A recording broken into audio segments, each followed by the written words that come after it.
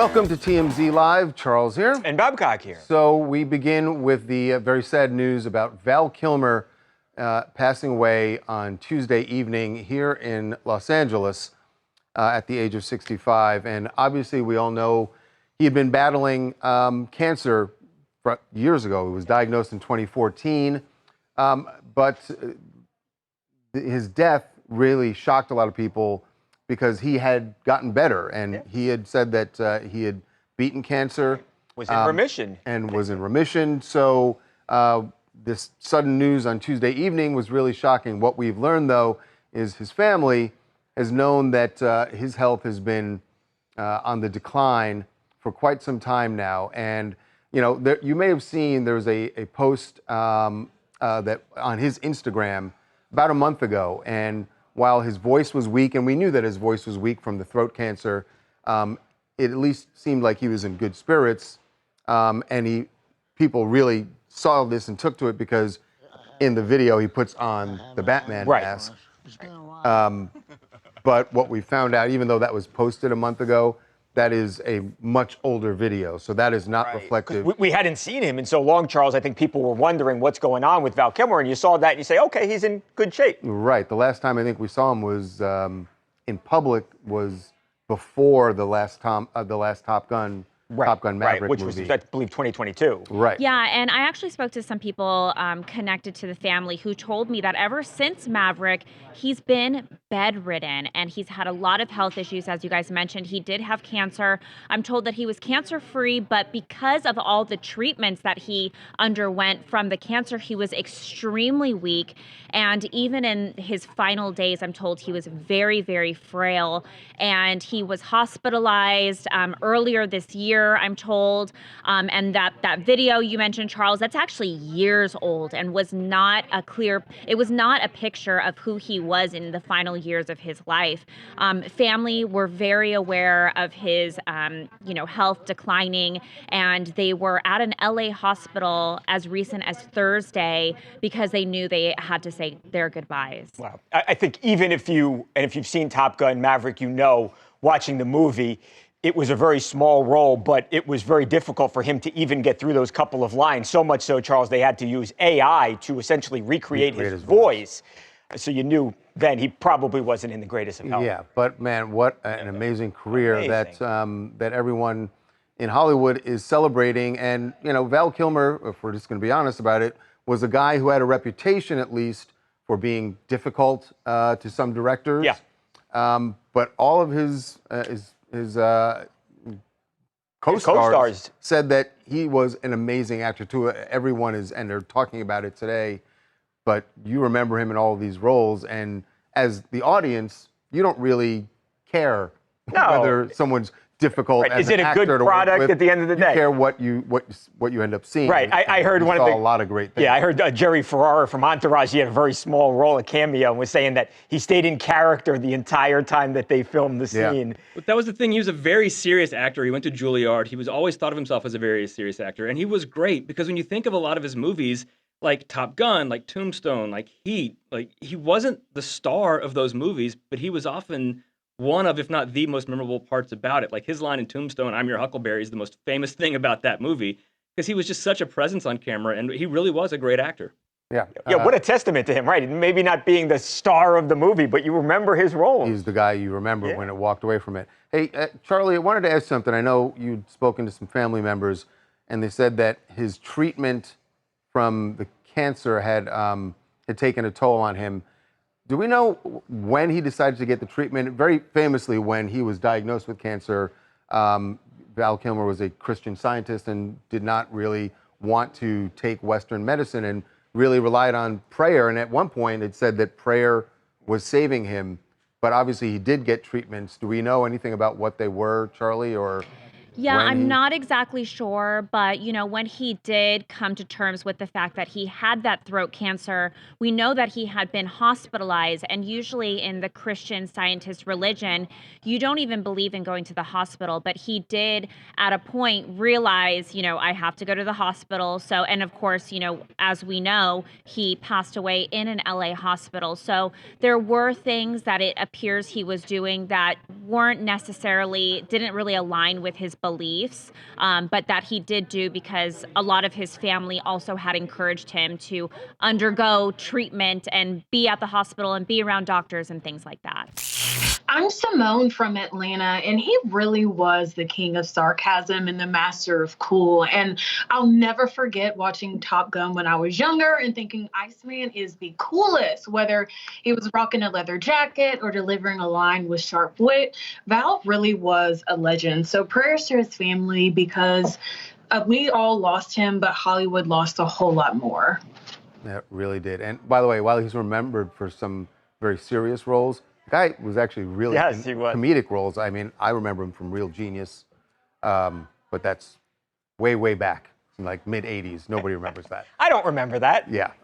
Okay, moving on now to, speaking of movies, Blake Lively and the criticism of a different role has nothing to do, well, the role is not It Ends With Us, but some of Justin Baldoni's backers believe that they've caught Blake Lively doing exactly what she's accusing Justin Baldoni of. Yep. Here's what they're talking about. It is a scene from the movie A Simple Favor, and she is co-starring with Henry Golding, and people found out there in the Blu-ray of this movie, there's commentary. Right. Where Blake and the director Paul Feig talking about this scene. Right, a behind-the-scenes look at what As happened. you can see, she is grabbing Henry's private parts, and that was not something that was in the script. So people think that's very much like what she's accused Justin Baldoni of doing on the set of It Ends With Us. Here is the commentary from that Blu-ray. Then we're going to get into how this is similar and maybe not so similar to It Ends With Us. One of my favorite additions that you came up with. I think it's nuts. And you really went for it, too. That's always awkward. And you're like, hey, hi, nice to meet you. Can I grab your nuts like really hard? But really hard? Exactly. Not because I want to, because I feel like she would. Remember, we kept going like, can you do it harder? Yeah. So, wow. That was, seems, I mean, they're laughing about it. And Henry Golding has talked about filming and he has not made any allegations or complained about it. He's talked about their intimate scenes and said that, look, we left some room for improvisation. Right.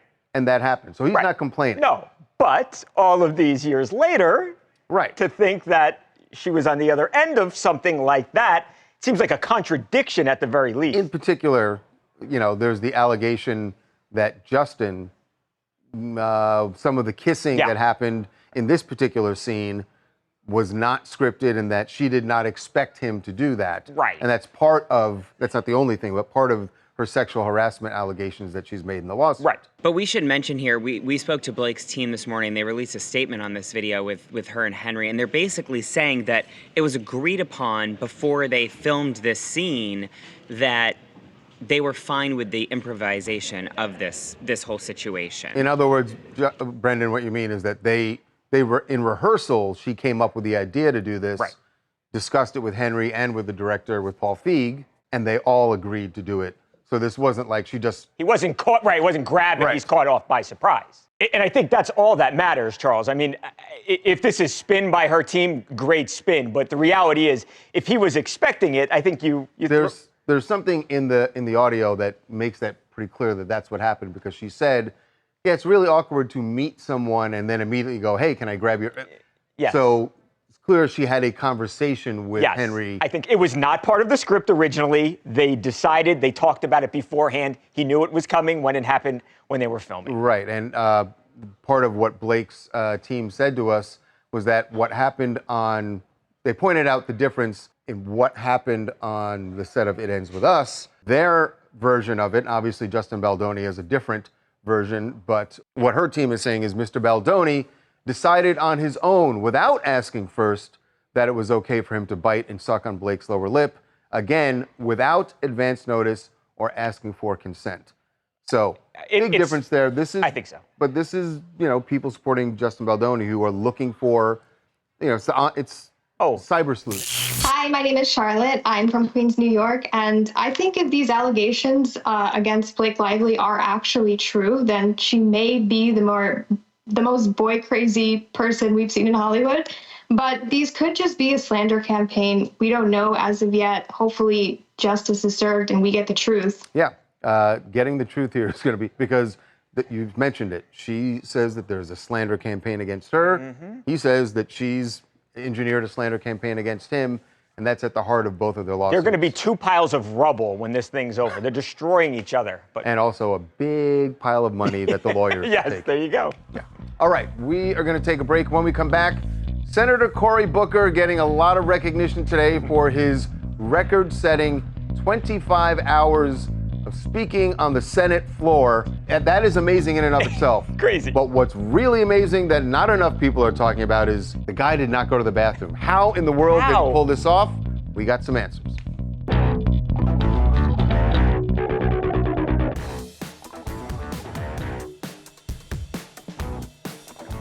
Regardless of your politics, you got to say it's pretty impressive for Senator Cory Booker to stand in front of the Senate for 25 hours and change. It's one of the most incredible athletic accomplishments I've ever seen. It is an athletic accomplishment. I 100%, I'm not even kidding. Yeah, no, I know Incredible. you're not, because he said you had to train for this. Now, this was not technically a filibuster, but I'm sure you've seen the applause that erupted from his Democratic comrades there in the Senate when he broke the record that had been held by Strom Thurmond. Yeah. And he, continued, even after he broke the record, continued quite a bit more. Yeah.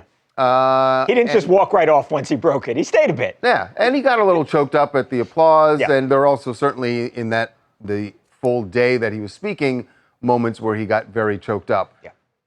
Speech aside and what he actually said, here's what was really on the minds of, certainly, I know on my mind and a lot of people. Mine too. Because he spoke for 25 hours straight. He did not leave the Senate floor. Right. There was no 5-minute bathroom break, Charles. There was no time to go eat. No. How in the world do you do that? Yeah. He addressed this right after he finished the speech.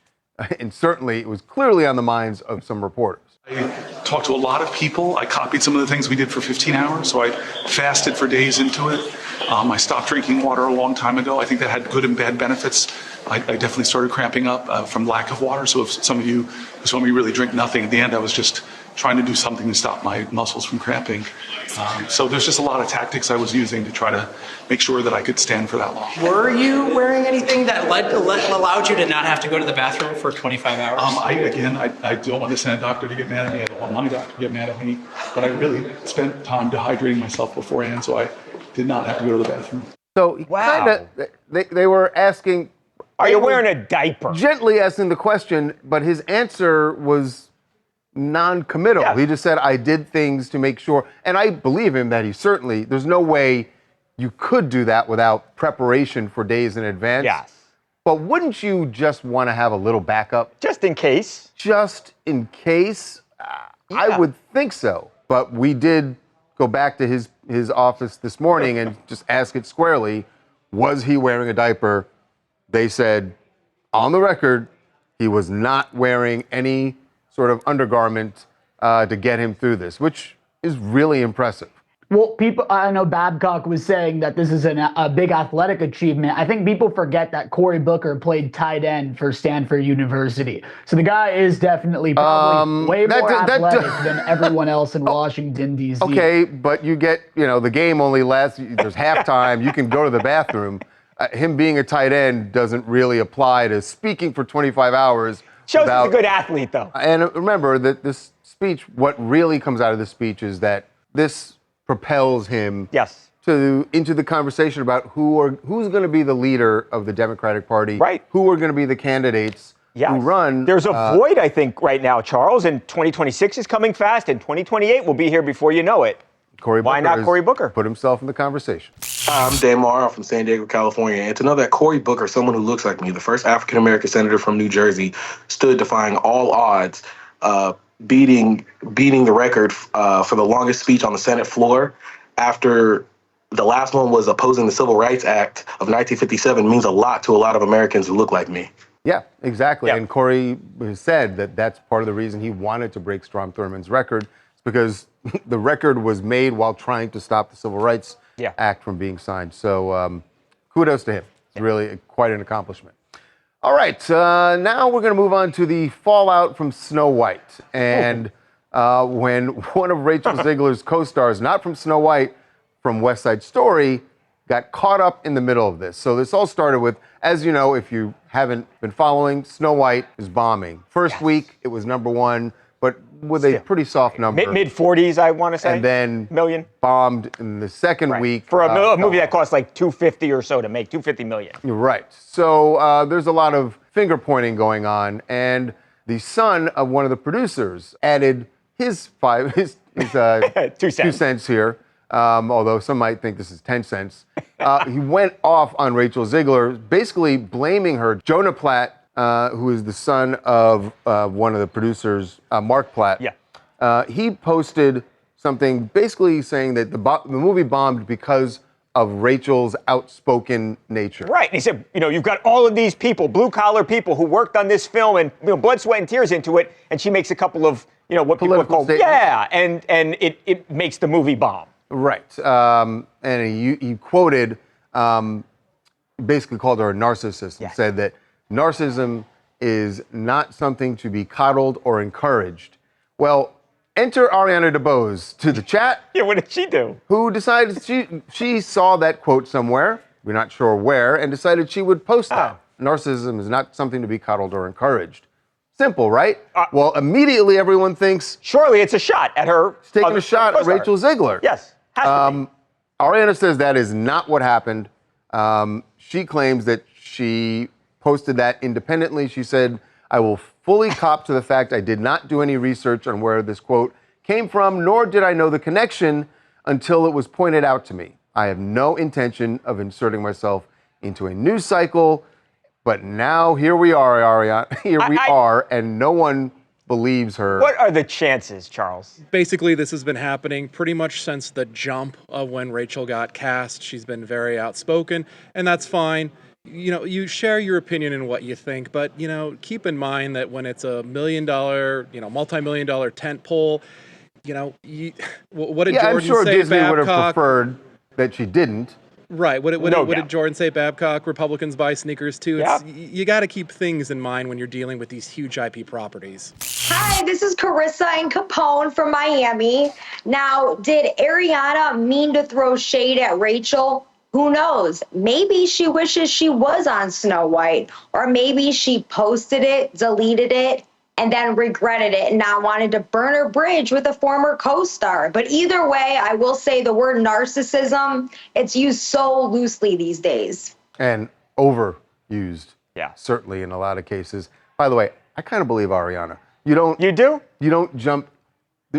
Everyone would know. She posted it, Charles. It came fast and furiously. She said, okay, I didn't know all this was going to come from this. Right, and I believe that because you would just own it if you were really taking the shot. You would just own it. Yeah. You would say nothing and leave it up. It's pretty bad luck, though, if it was a coincidence. Very bad luck. All right, so we're going to take a break, and when we come back, Dr. Phil is going to be here because we got to talk about what you are eating and what it is actually doing to your body, to your life expectancy, and we're going to get into controversy about government assistance and what people should be allowed to buy, what sort of foods they should be allowed to buy with that government assistance. It is a very, very controversial topic. Dr. Phil is going to tackle it when we come back. TMZ's got every freaking thing. Big celebs, big stories, big events. Justin Timberlake made Portland kids' dream come true by joining a bike bus ride. And they always listen to Justin Timberlake. Cry me a river when they fall. Yeah, right. It's TMZ. I got to hand it to our next guest. Dr. Phil's timing could not be better because he has a special that is coming up actually tonight. It is on his Merit TV channel. It's called Make America Healthy Again, a Dr. Phil's Merit TV special. And it is all about, as you hear in the title, Making America Healthy Again. And he's focusing a lot on the, I will say, proliferation of fast food around America. And the reason that the timing for this special is so good, there are measures that are being pushed in several states around the country. In fact, in Texas, where Dr. Phil's studio is. It has now passed the Senate, a measure that would restrict what people can use, what kind of foods they can spend food stamps on, or these SNAP programs, Supplemental Nutrition Assistant Program. So there's a push to the government is saying, look, you're getting this assistance, but you should probably be eating healthier. Right. There's some controversy with that, as you'd expect. So joining us to talk about that and about his great special coming on tonight, Dr. Phil, welcome back to TMZ Live. Well, thanks, Charles, Michael. Good to talk to you both. And I have to tell you, I do a lot of homework before I take on a topic, but I learned so much from our experts in this special. I was shocked. And the number one thing I learned is that we have no nutritional requirements or guidelines for the food assistance program. So we have the SNAP program, or food stamps, whatever it's called in different states. So they can go spend this on things that have no nutritional value whatsoever, doesn't help them, and in fact hurts them. And another part that we have to own is we're not educating people as to what's in these foods and what they're eating. If you look at the top 20 things that people are spending these assistance dollars on, 11 or 12, depending on how you rate one of them, 11 or 12 of them are on junk food, snack food. Number one, soft drinks. And then bag snacks, like, chips and that sort of thing. And I include cold cereal because, oh my God, the stuff in cold cereal, like, Fruit Loops and Frosted Flakes and that sort of stuff, processed lunch meats, candy, frozen pizza, cookies, ice cream, all the stuff that we all love, of course.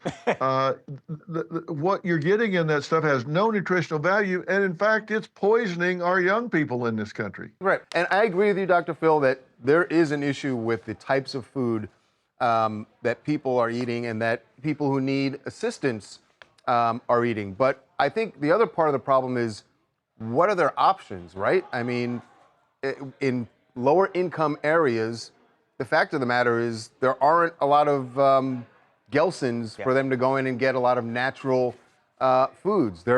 What's around them are processed foods, fast food. I just want to, for one moment, Dr. Phil, because I just ran into this just this weekend. I was driving around in LA in a section that is not higher income, we'll say that. In about 3 square blocks, these are all the restaurants I saw. Wingstop, Dunkin' Donuts, KFC, Taco Bell, Dave's Hot Chicken, El Pollo Loco, McDonald's, Burger King, Wendy's, and Fridays was sort of the healthy option, I guess, in this neighborhood. And I was just shocked that these are the options that are out there for people, and that's part of the problem here, right? I mean, you can't say to everyone, you got to eat healthier, but then these are the options in their neighborhood. Well, it is kind of a barren desert for healthy foods in some of these areas, and they're really preying upon the people because the prices are high, because you're paying for convenience, right? Somebody's fixing all that for them, and you've got to pay somebody to do that. And Michael and I both laughed when you said the healthy option was Fridays. If that's, Michael, we got to keep a straight face. Yeah, I know.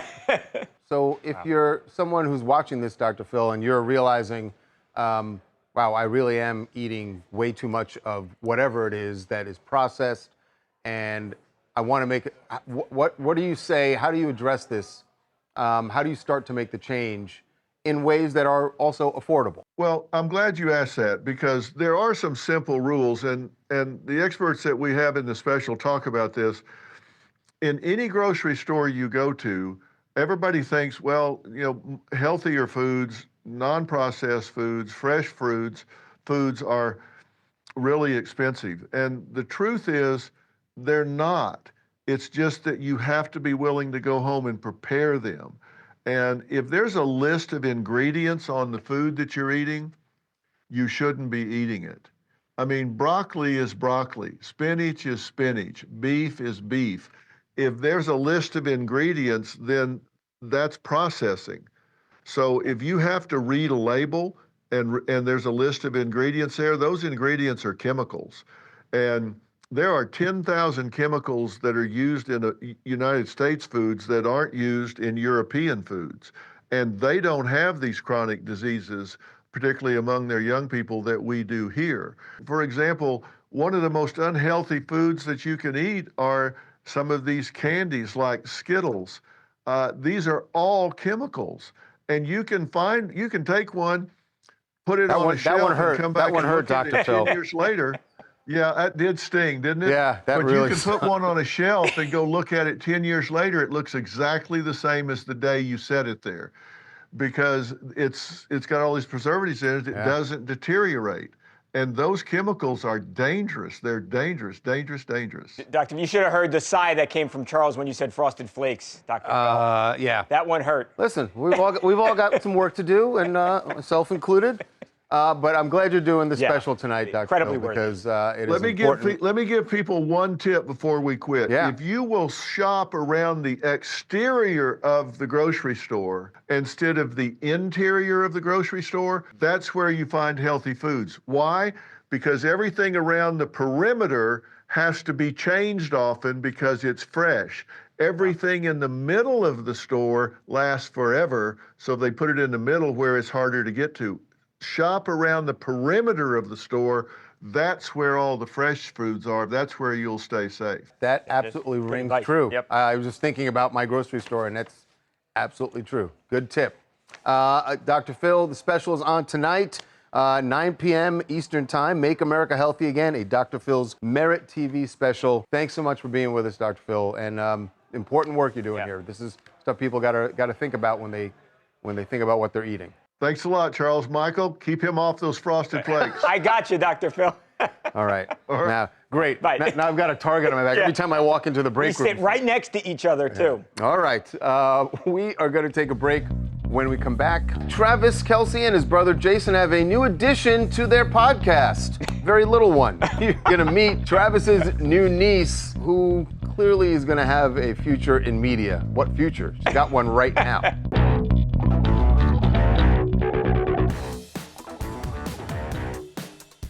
Welcome back to TMZ Live. I think Travis Kelce and Taylor Swift might be feeling a little pressure. Might be feeling a little pressure when it comes to what's going on here, guys. We're gonna get married. We're gonna start a family because his brother Jason has added a new addition. Jason and his wife Kylie have had their fourth kid. All girls. All girls. They had a little baby girl named Finley, and guess what? Finley is already jumping into the family biz, which is less than a week old, Charles. Which is media, because Finley made a guest appearance on the latest episode of New Heights.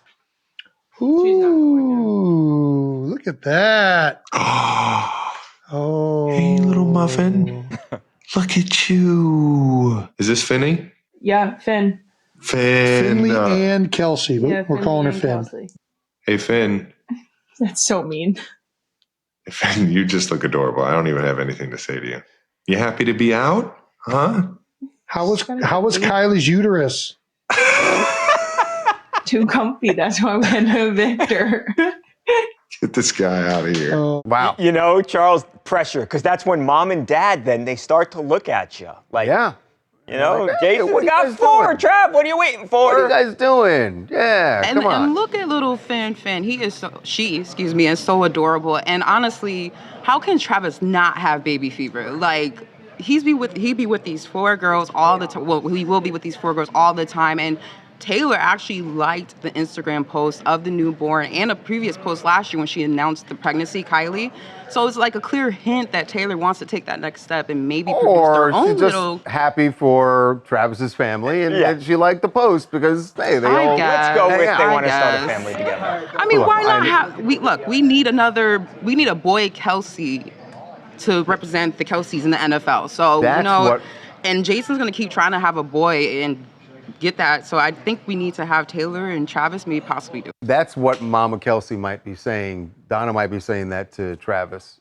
Like, Come on. We Who's gonna have a gotta boy? keep this thing going. Well, look at the Manning family, Charles. A dynasty, right? Come on. Ebony from Long Island here, and it's such a special moment when somebody in the spotlight shares their intimate moments like this. And welcoming a new baby is always something super exciting. And as somebody expecting myself very soon, it's a very relatable moment as well. And it does kind of put the pressure on Taylor there, definitely. So I'm sure she'll be feeling that baby fever soon. Yeah, possibly. Congratulations in advance, by the way. Thank you.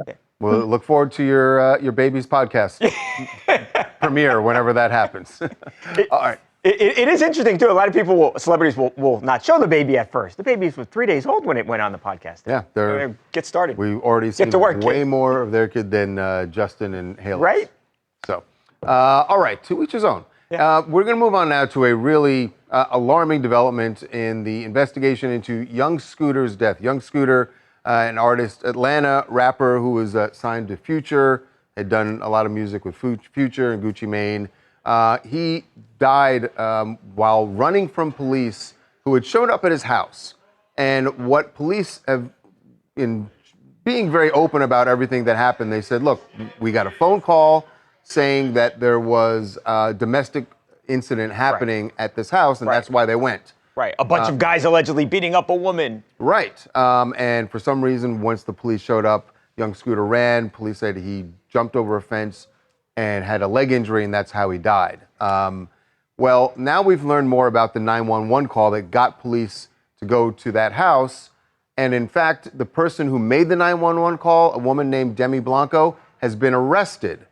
The reason for her arrest is they're alleging, at least, that this was a case of swatting, where someone calls the police and says, oh, there's something horrible happening at a house, and the police show up with guns out and everything, trying to it's something you've seen happen more and more, Charles, these incidents, and the police, I mean, thinking something horrible is happening, go in there, the armor, the big guns, and people can get hurt. But Demi Blanco telling a different side of this, and she says that there was a very good reason that she called 911 to report a domestic incident.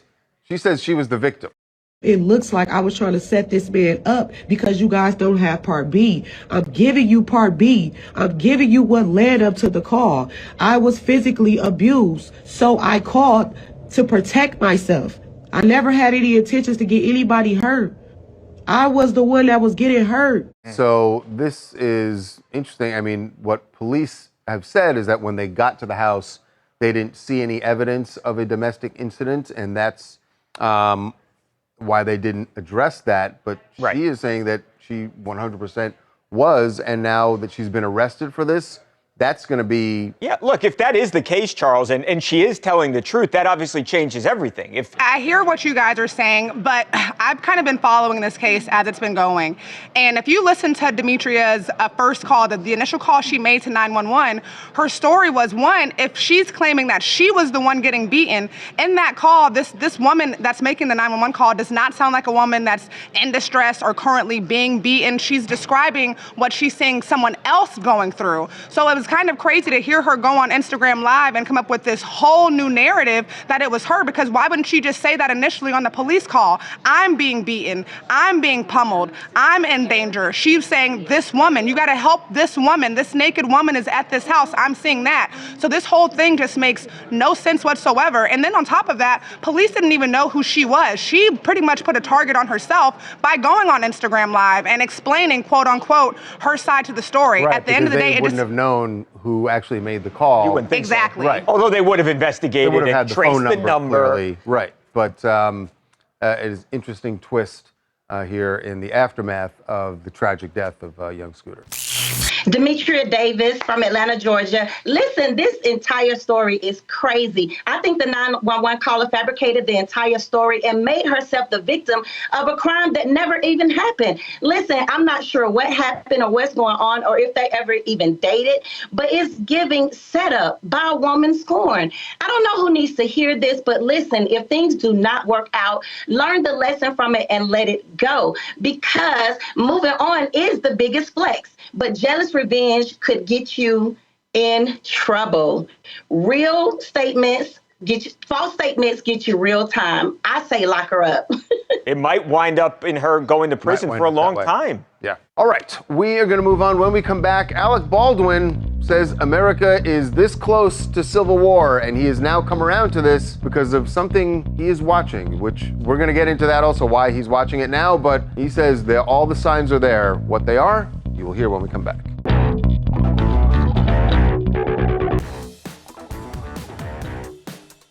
Alec Baldwin weighing in on politics. Obviously, we've heard him talk about politics before, and he's very famous for mocking President Trump as playing him on SNL, but he's basically kind of the voice of reason now. Yes. And there's a reason for this. He's watching a program that a lot of you probably don't remember or maybe never saw. It's called The Civil War. It is a very long, sweeping documentary, very complete documentary by Ken Burns, came out in 1990. At first, I thought we were talking about the Kirsten Dunst classic, Civil War from 2024. Not a classic.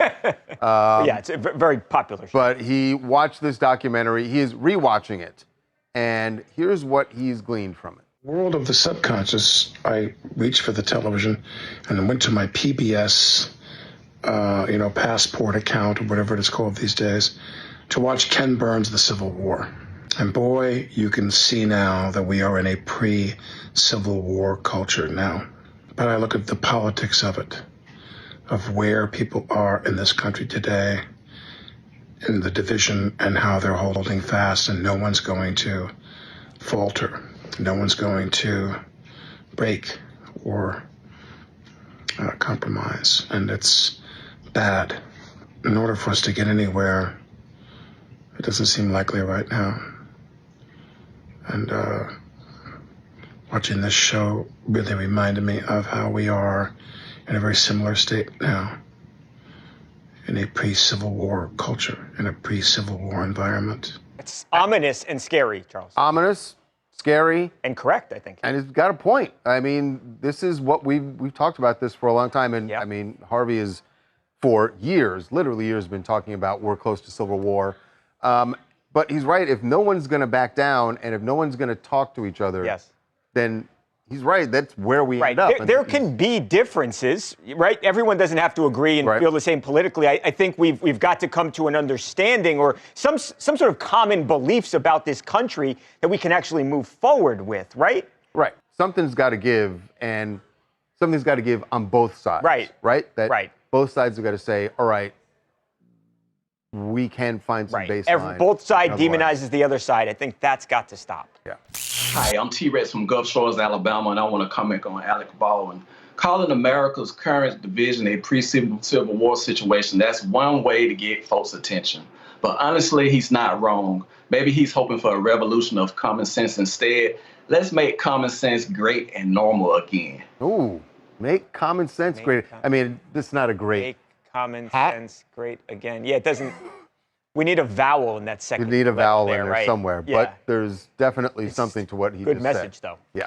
All right, so we're going to take a break, and when we come back, Glen Powell going to hear his side of the weekend wedding where his former co-star Sydney Sweeney was there. Everyone thinks that they are now perhaps hooking up. You're going to hear what Glen had to say when he was asked about that. Come back.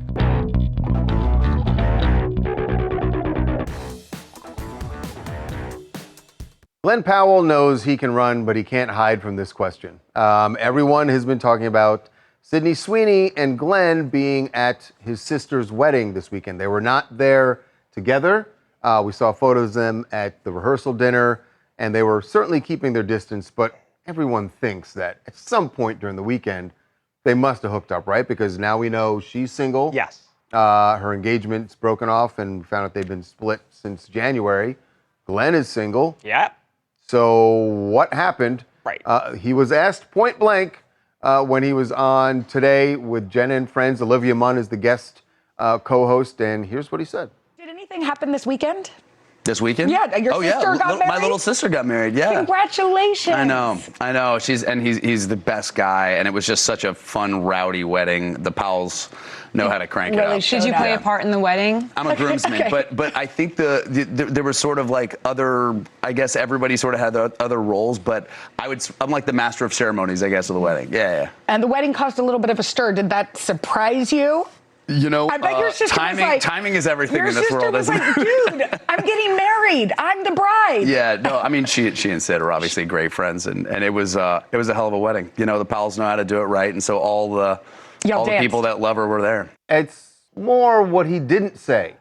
I mean, he talked about dancing around there. He was like, oh, Sid. By the way, he just called her Sid. Sid. Like, oh, Sid and my sister are great friends. They're close friends, and I think this has been a long, drawn-out thing. Obviously, they did all that fake relationship stuff for the promo for that terrible movie that they had put out together.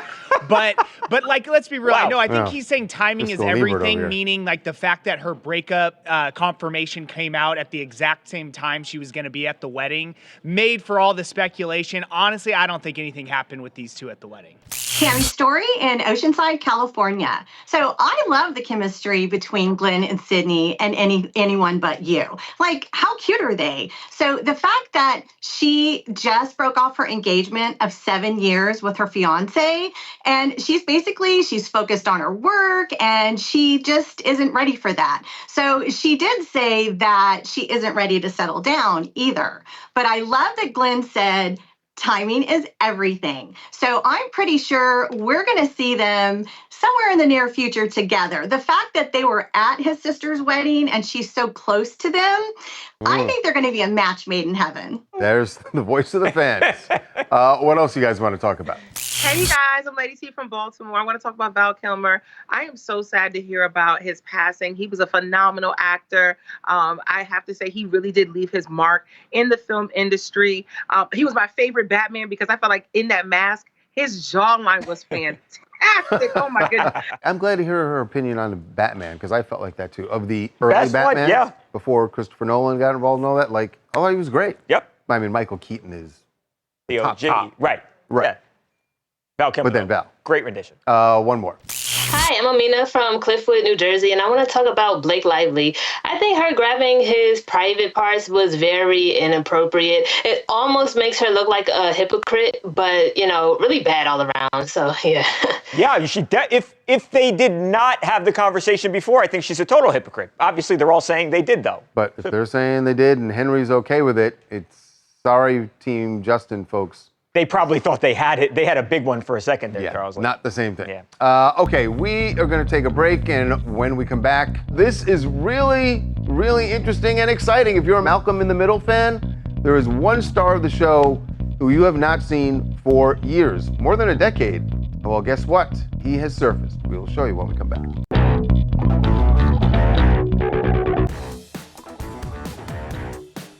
A lot of Malcolm in the Middle fans excited about the reboot that is bringing back together almost all of the original cast. The role of Dewey has been recast, and that's because Eric Sullivan, who played him, has dropped out of Hollywood a long time ago. Yeah, I haven't seen him in forever. That is what he looks like. Wow. Now. All grown up, living in Massachusetts, and by the way, is very happy as a teacher. Just completely moved on from acting, Charles. Got into English, I believe, Victorian literature. And now he is a teacher. This is not the worst way for these things to wind up. We've seen so many child actors, bad things happen. He said, I'm done acting, I'm going to move on. He's happy. I love seeing that when child actors don't get destroyed by the business and find happiness doing something else. Very cool. Good for him. We will see you tomorrow.